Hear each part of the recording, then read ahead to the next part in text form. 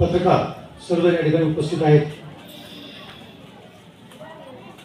आज या कार्यक्रमाच्या निमित्ताने मी पुन्हा एकदा सरांच्या वतीनं खरं म्हणजे आपलं सर्वांचं पहिल्यांदा अभिनंदन करतो, कौतुक करतो, आपल्याला धन्यवाद देतो की या अतिशय उन्हाच्या या कालावधीमध्ये ग्रहणामध्ये आपण सकाळपासून या ठिकाणी उपस्थित आहात आणि अतिशय शांततेने कार्यक्रमामध्ये सहभागी झालेला आहात। जसं सरांनी आता सांगितलं की तीर्थाटन केलं नाही, तीर्थक्षेत्राला जाण्याची त्यांची आपली इच्छा होती, ते जाऊन आले, पण त्यांनी आयुष्यभर खरं तर तीर्थाटनच केलेलं आहे असं मी म्हणेन। तुकडोजी महाराज असं म्हणतात, तुझं गावच नाही का तीर्थ रे, तू कशाला रिकामं तीर्थ। जिथं काम करतोय तू, जे गाव आहे तुझं तेच तीर्थापेक्षाही श्रेष्ठ आहे। जे तुझं नोकरीचं ठिकाण आहे ते तीर्थापेक्षाही जास्त श्रेष्ठ आहे। कर्तव्याचं ठिकाण हे तीर्थापेक्षा जास्त श्रेष्ठ असल्याने ज्याने त्याला तीर्थ मानलं, तिथं काम केलं, ही माणसं मोठी झालेलीच आहे, ती छोटी राहतच नाही। खरं म्हणजे या राज्याचा शिक्षण आयुक्त म्हणून काम करण्याची संधी मला मिळाली। शिक्षणाच्या अनेक उपक्रमांमध्ये सहभागी होता आलं। आज या निमित्ताने इथं असलेले सर्व शिक्षण तज्ञ, शिक्षण प्रेमी, शिक्षणावर प्रेम करणारी माणसं, विद्यार्थी, ही सर्व या ठिकाणी उपस्थित आहेत आणि खरं म्हणजे हा मलाही सत्संग घडलाय असं वाटतं। कारण जसं सांगितलं की शिक्षकापासून सुरू झालेला माझा प्रवास हा शिक्षण आयुक्तापर्यंत गेला आणि अतिशय सुदैवाने मला संधी मिळाली या राज्याचा शिक्षण आयुक्त होण्याची। जेव्हा 2.5 कोटी मुलांचं भवितव्य, 1ली ते 12वी पर्यंत 40 कोटी मुलं, 7 लाख शिक्षक आणि 1 लाखापेक्षा जास्त शाळा यांचं सुपरविजन, पर्यवेक्षण यांना बळ देण्याचं काम करण्याची संधी मिळाली। जिल्हा परिषदमध्ये काम करत असताना काही शाळा तपासल्या, 60ची मुलं वाचता येत नाही, लिहिता येत नाही। मग असं असेल तर आम्ही शिक्षक काय करत आहोत, शिक्षण काय करत आहे, हा मोठा प्रश्न समोर उभा राहिला। आणि पहिल्याच दिवशी जिल्हा परिषदला रुजू झाल्यानंतर सातपुड्यामध्ये मुसंडी मारली, एकटाच गेलो, ड्रायव्हरला सांगितलं नाही, जाऊन 5-25 शाळा तपासल्या, संध्याकाळी येऊन 40 शिक्षक सस्पेंड केले। मुलांना वाचताच येत नाही, 7वीची पोरं, 6वीची पोरं, काय शिकवतो आम्ही? अरे पुढच्या पिढीचं भवितव्य काय असणार आहे? आणि मग अतिशय टफ स्टँड घेतला आणि ठरवलं की या शिक्षण क्षेत्राला वेळ दिला पाहिजे। मला याचा अतिशय आनंद वाटतो की माझ्या नोकरीमधला निम्मा वेळ शिक्षणाचं काम मला करतात। मग या सर्व मुलांची गुणवत्ता वाढण्यासाठी वेगवेगळे प्रयोग, वेगवेगळ्या लेवल असताना, जिल्हाधिकारी असताना, जिल्हा परिषदचा मुख्य कार्यकारी अधिकारी असताना, राज्याचा शिक्षण आयुक्त असताना, महापालिकेचा आयुक्त असताना, राज्याचा नगर विकास विभागाचा आयुक्त असताना, या सर्व पदावर काम करत असताना शिक्षणाला बळ कसं देता येईल हा एक मुख्य विषय समोर ठेवला आणि स्वतःला सतत पाहत राहिलो मी। 7वी पर्यंत ग्रामपंचायतीमधून, जिल्हा परिषदच्या शाळेमधून शिकलेला मी, माझ्या हातामध्ये जेव्हा राज्याचं शिक्षण खातं येतं तेव्हा मला त्या पद्धतीने काम केलंच पाहिजे। शिक्षक म्हणून लागल्यानंतर, डीएड म्हणून लागल्यानंतर PhD पर्यंत शिक्षण घेणं हे तर मला क्रमप्राप्त होतच, मी घ्यायला पाहिजेच होतं। आणि त्या दरम्यान माझा थोडासा संपर्क 1.5 वर्षाचा या कांबी गावाशी आला।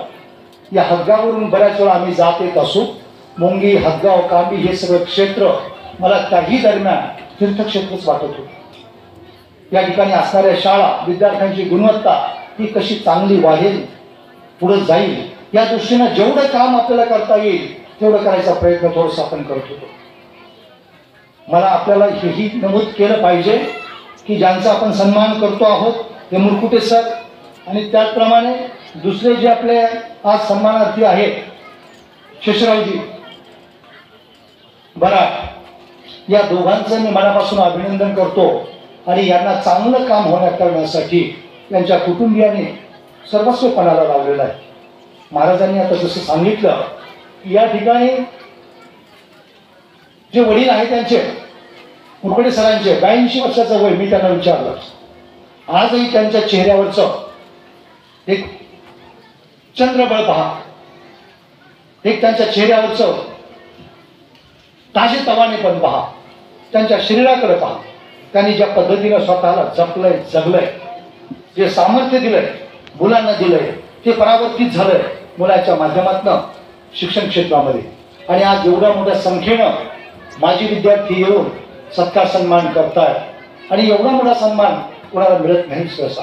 ज्यांनी चांगलं काम केलं, ज्याचं कर्म चांगलं आहे, असं म्हणतात ना की पुत्र व्हावा ऐसा गुंडा, तसा शिष्य व्हावा ऐसा गुंडा. अशा अनेक शिष्य निर्माण केले की जे खऱ्या अर्थाने दादा बनलेले आहेत. आणि म्हणून हे भाग्य फार लोकांच्या नशिबी येत नाही.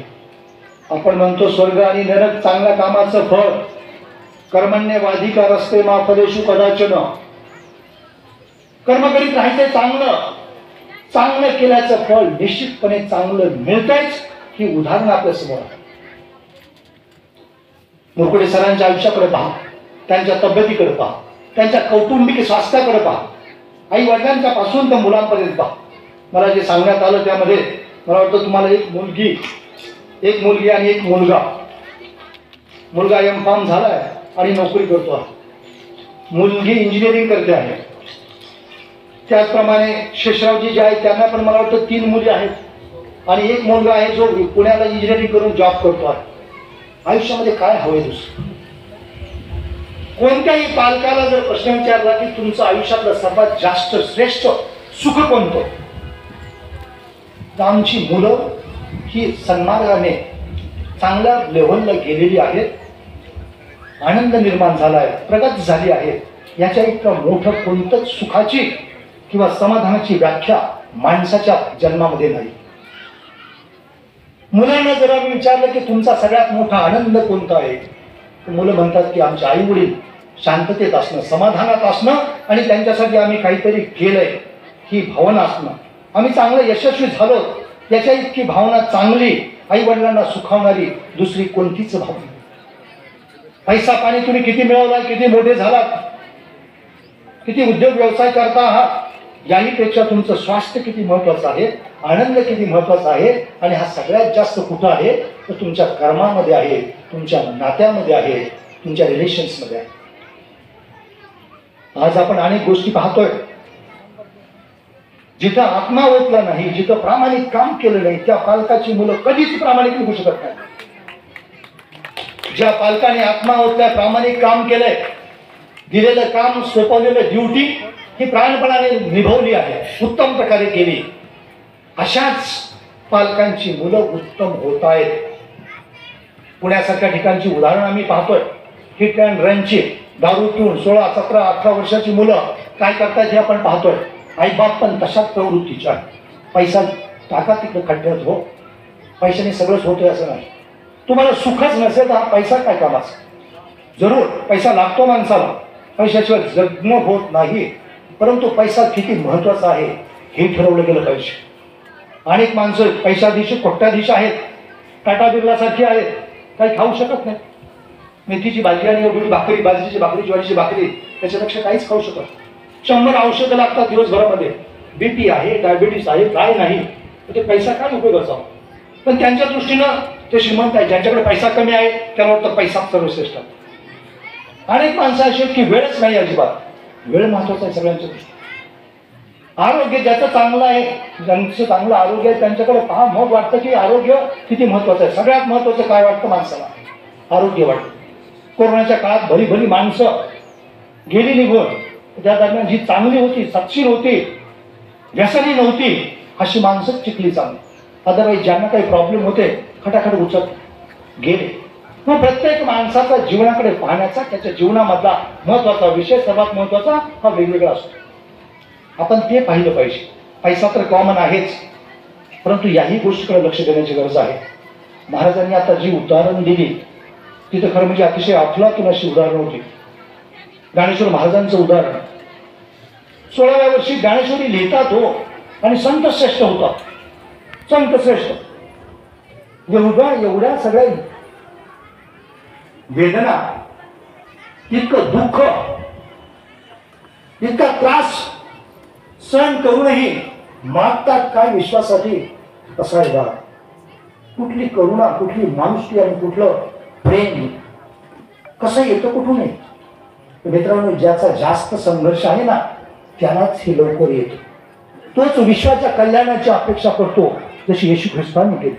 शत्रूला सुद्धा मारू नका, शत्रूला सुद्धा त्रास देऊ नका, अशा प्रकारचं एक तत्वज्ञान जे मांडू शकतात ही माणसं मुळात फार मोठी असतात. आणि आम्ही हे लक्षात घेतलं पाहिजे की मोठं होण्याची शक्ती या प्रत्येक जीवामध्ये आहे. प्रत्येक माणूस, प्रत्येक मुलगा, प्रत्येक मुलगी ही युनिक आहे, आत्मा पवित्र आहे. आम्हाला जगता आला पाहिजे. 16व्या वर्षी जसं ज्ञानेश्वरी लिहितात, 16व्या वर्षी शिवाजी महाराज तोरणाला तोरण लावतायत, राजे बनतात. 16व्या वर्षी सचिन तेंडुलकर 16व्या वर्षी इंटरनॅशनल स्टार होतोय. 14व्या वर्षी या मातृभूमीला स्वातंत्र्य मिळवून देण्यासाठी क्रांतिकारकाची फौज उभारून मारता मारता मरे तो झुंजेल अशी भीष्म प्रतिज्ञा 14 वर्षाचे स्वातंत्र्यवीर सावरकर करतात. 12 वर्षाची मुक्ताई चांगदेव महाराजांचा गुरु बनू शकतो.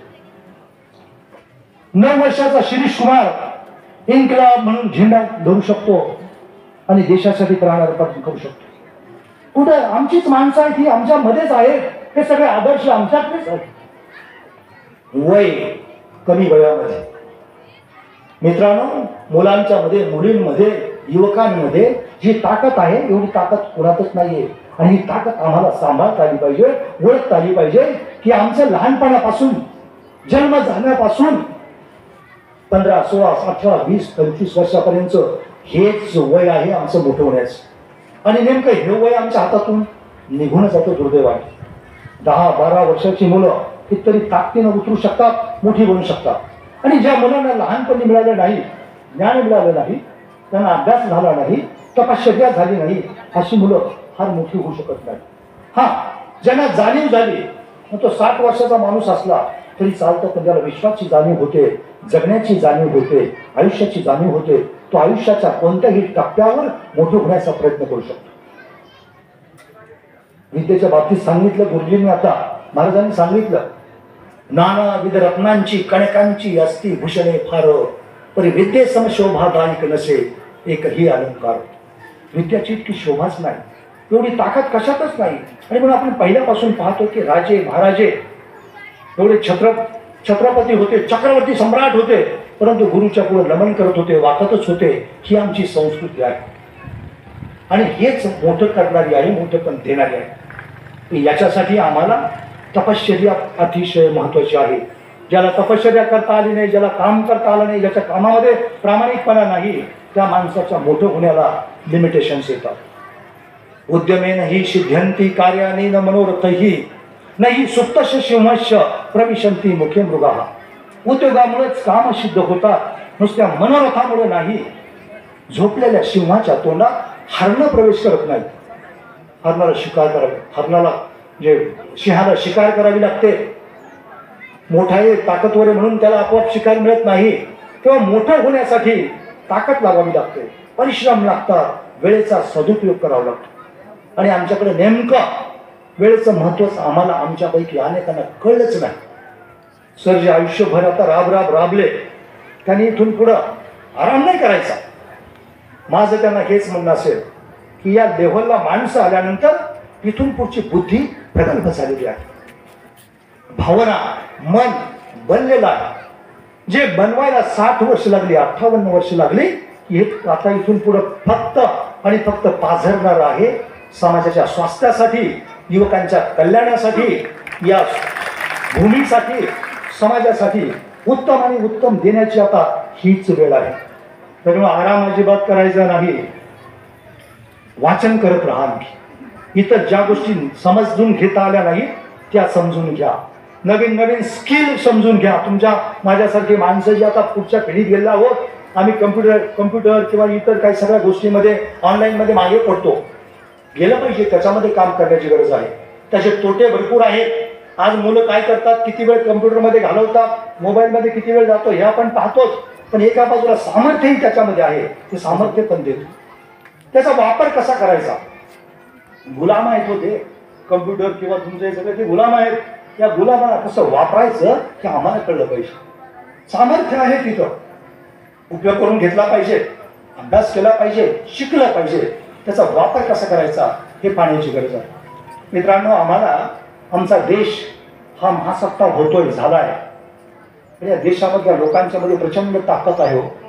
समजून सांगितली जात नाही, लोकांपर्यंत कळत नाही. ती आमची मुलं मोठी मोठी पोरं झाली तरी शंभरी पोरं म्हणून तसंच त्यांच्याकडे दुर्लक्ष केलं जातं. एक चिलियन नोबेल प्राइज विनर आहेत गॅब्रिएल मिस्ट्राल म्हणून. ते असं म्हणतात की we are guilty of many errors and many faults, but our worst crime is abandoning the children, neglecting the fountain of their life. Many things we need, we can wait, child cannot. Right is the time his bones are being formed, his blood is being made, his senses are being developed. To him we cannot answer tomorrow. His name is today. मूल म्हणजे आत्ताचा क्षण, आत्ताचा दिवस, आत्ताची वेळ आहे. त्याला आम्ही उद्या उत्तर देऊ शकत नाही. त्याचे हाडं बनतात, त्याचे सेन्सेस बनतात, डेव्हलप होतात, त्याचं रक्त वाढतंय. त्याच्यासाठी एक एक एक एक मिनिट महत्वाचं आहे. त्या मुलाच्या मोठ्या होण्याकडं, त्याच्या वेळेकडं, त्याच्यावर चांगले संस्कार होण्यामध्ये आम्ही किती लक्ष देणार आहोत, किती वेळ देणार आहोत.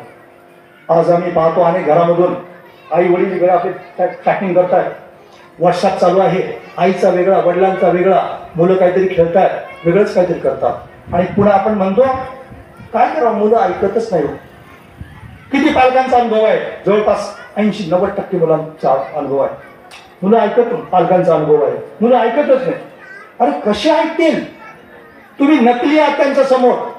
त्यांना गप्प बसवून सांगता, मोबाईल घेऊ नका म्हणून सांगता, तुमच्या हातात मात्र चालतो. खोटं बोलता दिवसभरात तुम्ही कितीतरी वेळा. तुमच्या भावना अशा पडतात बाहेर की त्या लक्षात येतात मुलांच्या.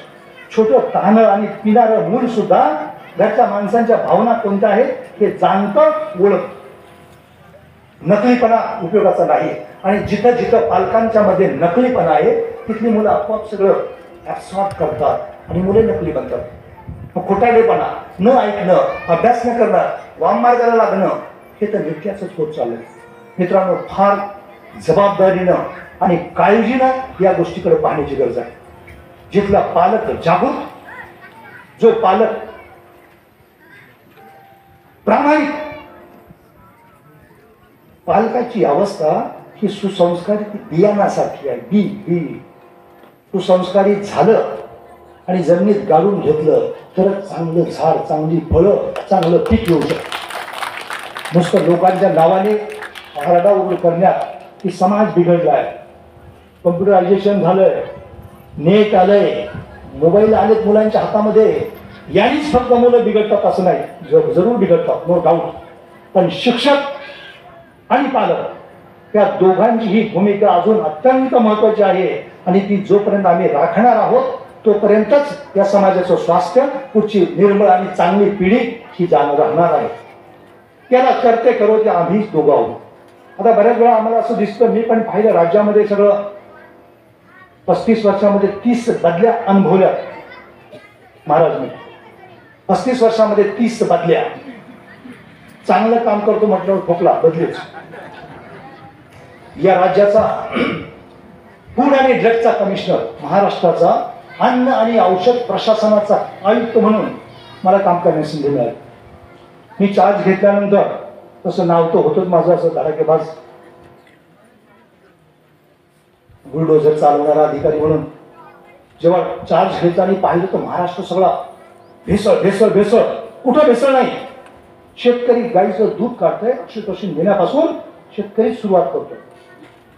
पुढे तर मग काय डेअरीमध्ये जात आहे, तुमच्या पाश्चरायझेशनला असेल, वर आणखी असेल, मोठ्या डेअरीत जात असेल, हे सगळ्या प्रत्येक लेव्हलला काही ना काही प्रमाणात चालू आहे असं दिसलं.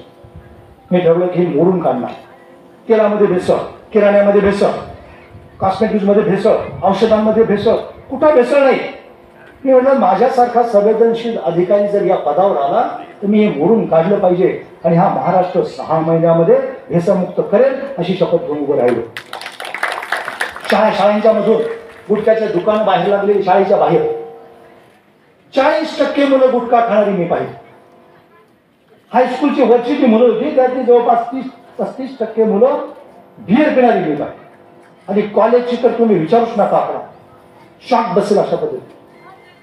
दारूचं व्यसन, गुटख्याचं व्यसन, बाकी आणखी इतर काय तुमचं MDचं व्यसन, काय इतर तुम्ही म्हणजे आश्चर्यचकित होण्याची गोष्ट आहे.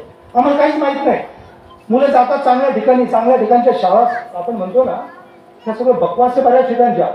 खूप कमी शाळा अशा आहेत की ज्या सगळ्या पालकाप्रमाणे घरी मुलांना पाळल्याप्रमाणे त्यांचं रक्षण करतात आणि त्यांना त्यापासून वाचवतात. नाही तर मोठमोठ्या शाळा ज्यांची नावं आपण म्हणतो की नंबर 1 आहे, अशा ही शाळांनी जवळून पाहिल्या, संस्था पाहिल्या, अनेक संस्था पाहिल्या. इतकी वाईट अवस्था. आम्हाला प्रत्येक मुलाच्या भवितव्याची काळजी असली पाहिजे. व 10 पोरं मोठे शिकले, कोणी IAS झाले आणि कोणी इंजिनियर झाले, तेवढ्या पुरतं आम्ही नाही आहेत. आम्हाला हिशेब घेता आला पाहिजे की मी जर 40 वर्ष नोकरी केली आणि या 40 वर्षामध्ये दरवर्षी मी 40 मुलं जर शिकवली तर 40 मुले 40 1600 मुलं पाहिजे. आज कुठं आहे? त्या 1600 पैकी किती मुलं मागे आहेत माझी आणि किती मुलं पुढे आहेत? हा हिशेब ज्या दिवशी प्रत्येक शिक्षक घेईल ना, त्यावेळेस शिक्षण मागे राहणार. मी पालक आहे, माझी 2 मुलं आहेत. ह्या 2 मुलांना मला चांगलं करण्यासाठी मी पालक म्हणून कशी जीवाचं रान करीन. 24 तास माझं सगळं लक्ष देत असलं पाहिजे. आणि लक्ष देण्याची गरज नाही, तुमचं बिहेवियर, तुमचं वर्तन जर नीट असेल तर मुलं आपोआप नीट होतात. प्रामाणिक राहा फक्त स्वतःशी, दुसरं काहीच नाही. कितीतरी माणसं मुलं अशी पाहिजे की रिक्षा चालवणारी माणसं त्यांची पोरं IAS झाली आणि मुलांना थोडंसं त्यांच्या पोटाला भूक लागू दिली पाहिजे. आम्ही काय करतो, भूक लागण्याच्या आतच कोणतो त्यांना. जे थोडेसे 2 पैशावाले झाले तुमच्या आमच्यासारखे, वाटतं आपण फार टक्के टोनपे खाल्लेत. मला तर वाटतं मी 7 वर्ष रोज 10 किलोमीटर पायी ये जा करत होतो शेवटच्या शाळेमध्ये. मला तर पायाला चप्पल नव्हती. मला वाटतं माझ्या पोरांना 4 बुटाचे जोड असले पाहिजे, पोरींना सगळं चांगलं असलं पाहिजे.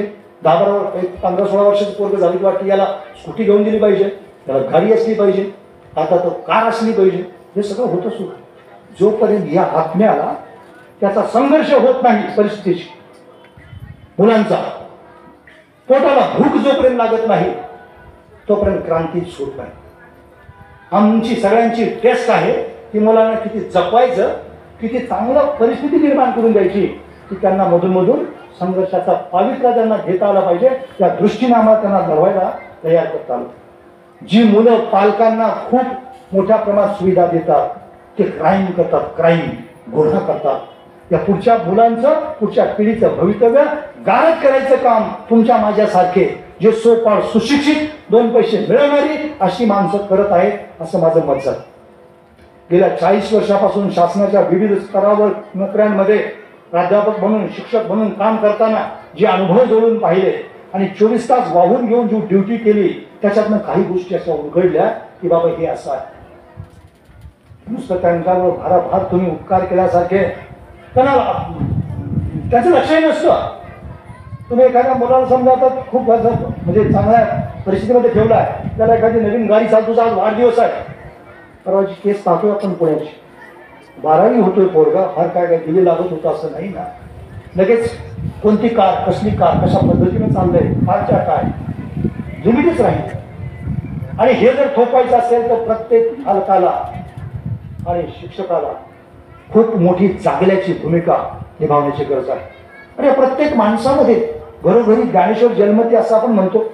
ज्ञानेश्वर होण्याची ताकद आहे, शिवाजी होण्याची ताकद आहे, सावरकर होण्याची ताकद आहे, मोठमोठे नेते असतील, प्रत्येक माणसामध्ये ताकद आहे. त्याच्यातले किती मुलं पुढे जातात आणि किती लोकांची मुलांची ताकद मारली जाते हे पाहण्याची गरज. फार लांबतोय मला, मी आता जास्त वेळ ऊन झालेला आहे आणि तुम्ही पण कंटाळलेला. पण उत्तम भरणपोषण, मुलांचं भरणपोषण करा उत्तम, त्यांचं उत्तम आरोग्य आणि सुसंस्कारासह गुणवत्ता हा प्रत्येक बालकाचा अधिकार केला पाहिजे. भरणपोषण नीट झालं पाहिजे, वेळेला झालं पाहिजे, फार जास्त करायची गरज नाही. व्यवस्थित वेळेला आणि चांगलं भरणपोषण व्हावं, आरोग्य उत्तम राहावं, सुसंस्कार व्हावे. सुसंस्काराचं महत्व दुसऱ्या कशालाच नाही असं मी मानतो. ते संस्कार हरत चालले. मी आता जसं तानाजीनं सांगितलं, इतक्या दिवसाच्या अभ्यासानंतर असं लक्षात आलं की घरी सकाळी शाळा भरल्यानंतर सकाळी जो परिपाठ होतो, पण 1000 विषय परिपाठाचे, इतक्या गोष्टी मुलांना देऊ शकतो आम्ही थोड्या वेळामध्ये, एक 15-20 मिनिटामध्ये. पण याचं स्ट्रक्चर्ड असं काही कोणतं स्ट्रक्चर नाही. स्ट्रक्चर असं कोणतंच स्ट्रक्चर नाहीये. ज्या शाळेमध्ये जो कोणी एखादा मॉनिटर पुढे येतो बातम्या वाचतो, कोणतरी शिक्षक येतो गोष्ट सांगतो, कोणतरी येतो दुसरा एखादा तो आपला प्रतिज्ञा वाचून दाखवतो, जनगणमन म्हणतो, बस एवढं करतो. अरे इतके विषय की तुम्ही प्रत्येकाने मग जर असं ठरवून जर घेतलेलं असेल की आज शुद्ध पाण्यावर बोललं जाईल. आज 14 एप्रिल आहे, डॉक्टर बाबासाहेब आंबेडकर आणि त्या संदर्भातच बोललं जाईल. दिनविशेष असतात, सणविशेष असतात, महत्वाचे दिवस असतात, ऐतिहासिक दिवस असतात आणि त्याचबरोबर घडणाऱ्या ज्या आजूबाजूच्या गोष्टी असतात, क्राईम बाबत असतात, काही अनेक गोष्टी असतात. होत नाही असं नाही, तर याला स्ट्रक्चर नाही. आणि माझा असा विश्वास आहे की हा परिपाठाचा जो अर्धा तासाचा वेळ आहे ना, 20 मिनिटाचा, हा दिवसभराची ऊर्जा आहे, ताकद आहे आणि पुढे घेऊन जायला ते एक मोठं बळ आहे. विसरला जातो नाही, त्या दुसऱ्याच गोष्टीमध्ये आम्ही व्यस्त असतो. आणि एकदा आमची नोकरी पक्की झाली की पाट्या टाकणारे काम करणारे अनेक माणसं मिळतात. 200 माणसं सस्पेंड केले मी. महापालिकेचा आयुक्त असताना 200 माणसं एकाच वेळेस सस्पेंड केली. पाहूच शकत नव्हतो मी की 3200 माणसं साफसफाई करणारे. पहाटे 5:30 वाजता रस्त्यावर जाणार मी आणि कचरा सुरूच नाही, लोक आलेच नाही. येणार कधी 7 वाजता येणार, येणार कोणी 32 कामगार येणार. एका घरातले 4 सफाई कामगार, पैसे भरपूर मिळणार, त्यांनी 2-2 हजार देऊन दुसरेच पोरं लावलेले. आयकार्ड नाही, साहित्य नाही, आले कुठेतरी झाडू मारला, गटर पडलेली, उकिरडे पडलेले, टॉयलेट तसेच पडलेले, रस्ते झाडलेले नाही.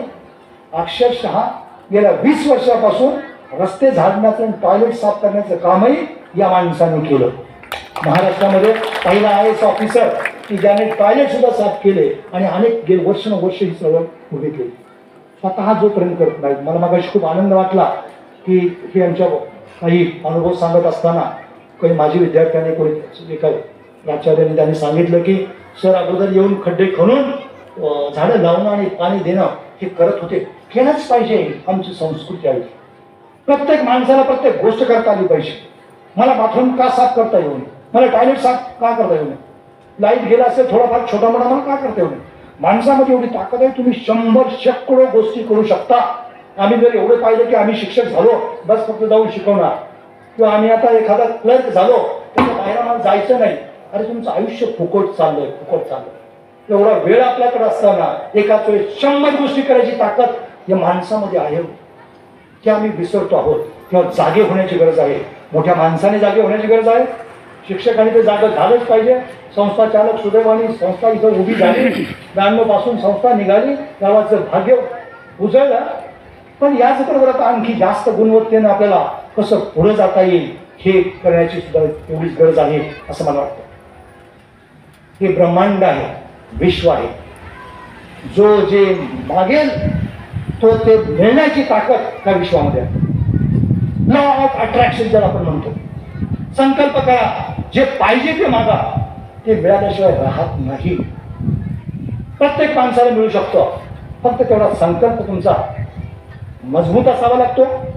संकल्प सिद्ध करण्यासाठी तेवढं तुम्ही प्रामाणिक प्रयत्न आणि कष्टाची साथ द्यावी लागते. आणि रोज तो मनामध्ये डोक्यामध्ये घेतला पाहिजे. 24 तास आमची पावलं हा संकल्प सिद्ध करण्यासाठी पुढे पुढे चालली पाहिजे. मला बऱ्याच वेळा लोक विचारतात की मी काय फार मोठा झालो असं नाही हो, पण लोकांना वाटतं की थोडा मोठा झाला बा माणूस. ओके नाही तानाडू सर, काही लोकांना वाटतं मोठा झाला, मला वाटतं नाही मोठा झालो, अजूनही करता आलं असतो खूप, पण करता येतं. आपण जे म्हणतो ना आम्हाला एकच गोष्ट फक्त जमते असं अजिबात नाही, काही करू शकतो. आता कामाचं खरं जर काम करू शकतो जास्त माणूस केलं, त्याचं शारीरिक सामर्थ्य मजबूत लागतं, ज्याची शारीरिक बैठक मजबूत आहे.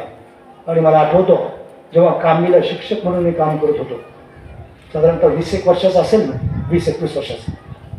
त्याच्या अगोदर 2.5 वर्ष मी काम केलं होतं बाबासाहेब काकडे विद्यालयावर.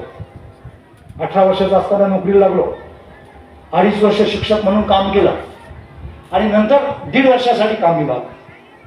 पुस्तकं नाही, येण्या जाण्याची फारशी सुविधा नव्हती. गाड्या बरेच जवळपास 8-10 महिने बंद असायच्या.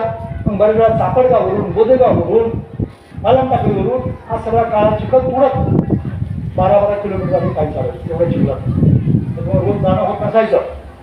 पण मग तिथे गेल्या की अभ्यासाला बसायचं. मला आठवतो मडकेंचा शिवा, मडकेंचा मळा, त्यांच्या मळ्यामध्ये जाऊन एका रामकटीच्या खाली मी दुपारी 12 वाजता बसलो की जोपर्यंत दिसतंय तोपर्यंत 7 तास 8 तास हालायचंच नाही करायचं. बसून खुर्ची नाही, टेबल नाही, काही नाही काय. झोपायचो आम्ही शाळेमध्ये, शाळेच्या ऑफिसमध्ये. तिथंच पाठी उठायचं 4 वाजता 5 वाजता जसं आणि 5:30 वाजता. समोर एक आर आहे, थंड, हिवाळा असेल काही असेल, तिथं जायचं, आवरून घ्यायचं, आंघोळ करायची. तिथंच जोर बैठका, 500-500 जोर, 1000 बैठका अशा मारायच्या.